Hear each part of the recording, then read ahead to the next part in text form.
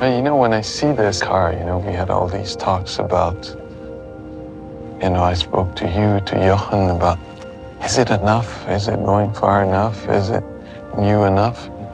Especially for only exterior. Yes.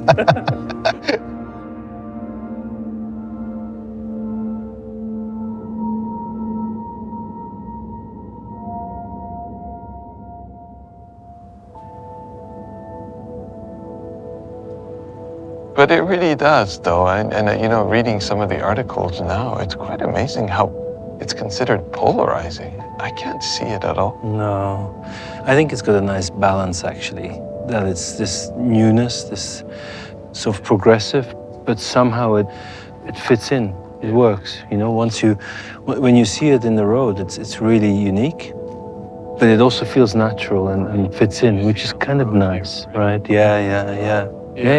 The pairing of the agile hatchback character together with this bold and capable SUV, like the feelings together. That was very much Opus United approach at the beginning, right? Yeah, it's we were still really trying to understand what it was, right? I think we were playing a little bit with the idea, and you know, we were talking about joy for a reason.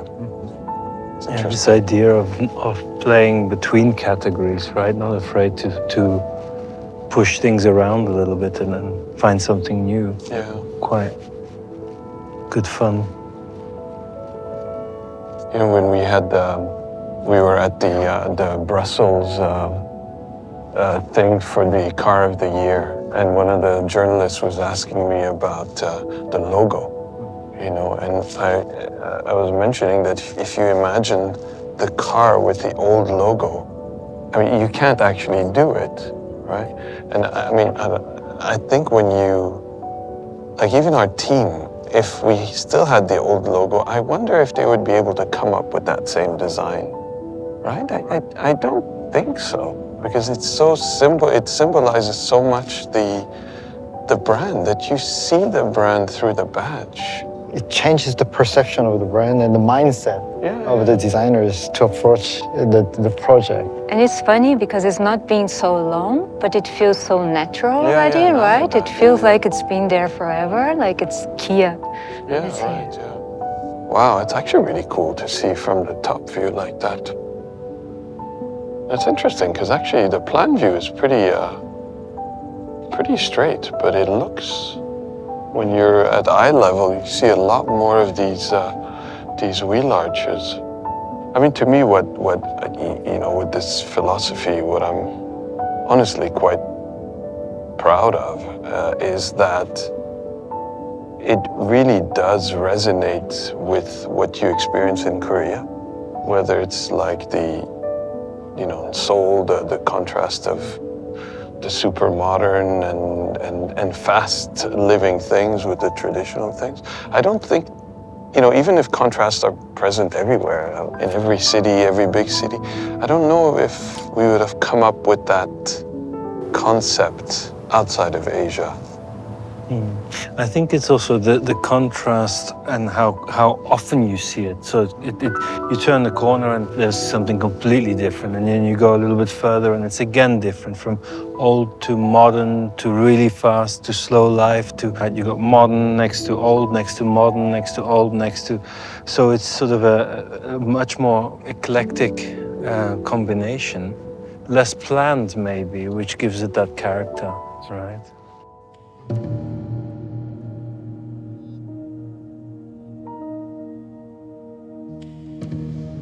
What's interesting is we did a while ago, we did this exercise, you know, bring something Korean or what's Korean or what's, and actually the team struggled with that because for them it's what they see every day, right? It's nothing new anymore. But when you then start to talk about, you know, their daily lives, what they're doing, how they're working with things, what they find normal. I somehow feel that many Korean brands, they really embrace this mixture of design and the brand, and how one can help the other and be stronger, right? So all these modern brands, they are really bringing new things or innovation in that sense, right? It's not only design alone, a product, it's the whole story behind. And it's so nice to see, right? Yeah, that's the nice thing as well. It's fast changing, right? So you say, it changed a lot in a short time. But this is also what I love, is this, it's constantly changing. Also pop-up stores, a new building, it's rearranged, it's changed around. Nothing stays the same for a long time, right? Even within the same shop or within a cafe, it changes around all the time. I mean, that shows the great flexibility of the Korean young generation. Not just about speed, but the flexibility. Yeah. I think Korea's embraced change, right? Yeah. Somehow. Yeah, exactly. And again, I think it's connected to the history. You guys had to change really fast. So it's just normal. People don't even bother complaining. They just go. Right? Yeah, that's true. It's true. That is pretty amazing.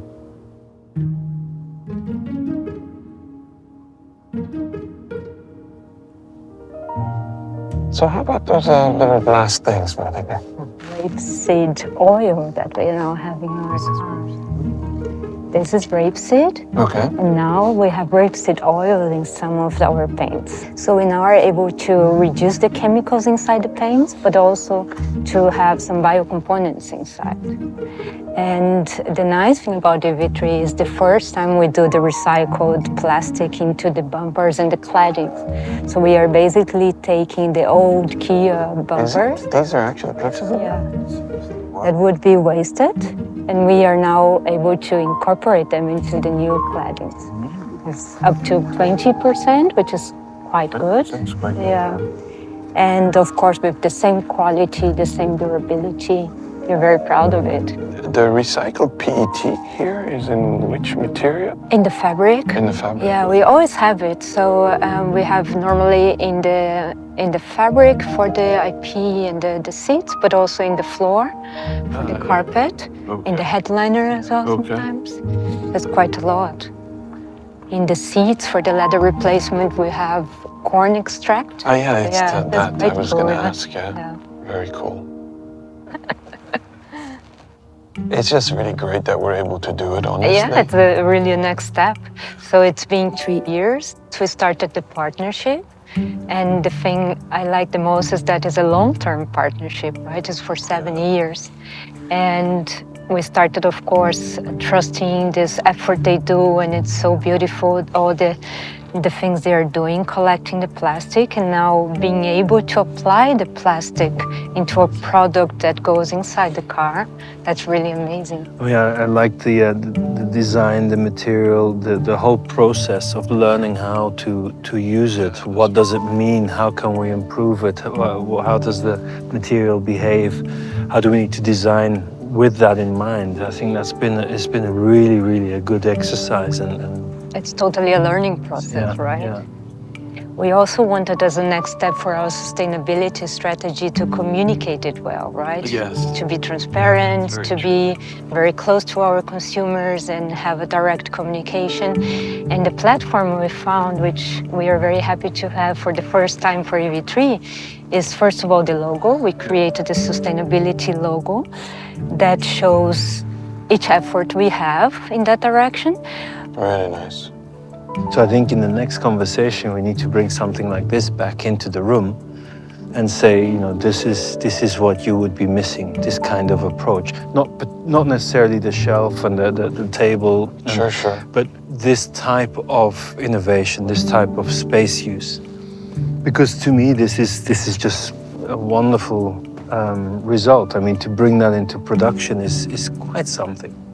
And even when you have it without the table, it's fantastic, right? It's really nice. So. But honestly, now traveling with the EV, when we travel throughout Europe, we often, when we charge the car, we see people that are charging their car because they're not always in the best locations. They stay in their car. So I think this, and they snack or whatever, having that table is such a brilliant idea. And I can't wait for it to see as well how this will do, how EV4 will do. because it really changes the way you live in an interior. And what's nice is, I mean, this came from this idea of being practical, you know, really this pragmatic approach. Yeah, right, right. Small volumes, how do you live in a small volume? How do you make it really useful and practical? And so I think this is one of those things that probably we wouldn't have thought of because we don't think about that way of living, right? And putting that in and just, yeah, making it, you know, it just made sense. And to get it into production is just a really nice example of how that thinking, you know, follows through into. And it feels very cozy at the same time, Yeah. right? I think the fabric helps with Natural, that, yeah. right? You see the integration, like the new grain it's mimicking a fabric texture. Yeah. So they are contrasting but not at the same time. Yeah. And also we went away from this dark, deep black that the traditional cars are using, and we have this dark gray, so it's much more calm and inviting. It's so modern. I think it calms down the feeling. Yeah. It brings the warmth, even though it's very close to black. With the EV3, we proved that, you know, the premium experiences and sustainable design, as well as this cutting-edge technology inside, is not just limited on this high-end segment. Yeah, that's true. Right? That's true. With the compact SUV, it's not just a compact EV SUV, but we brought this into another level, right? With these three very important the values that we are delivering with the EV3. I think the people, besides the newness, that the new typology and the new space concept and the sustainable materiality, these premium experiences that we are providing I think will prove our future is there. If you improve somebody's, let's say, day by the fact that they walk up to their product and feel consciously or subconsciously a feeling of joy, a feeling of pleasure when they step in their car, it's comfortable, it's safe, it sounds good, it feels good.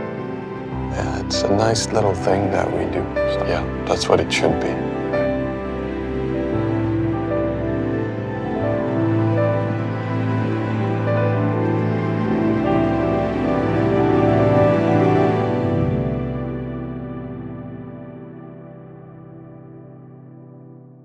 Kia, movement that inspires.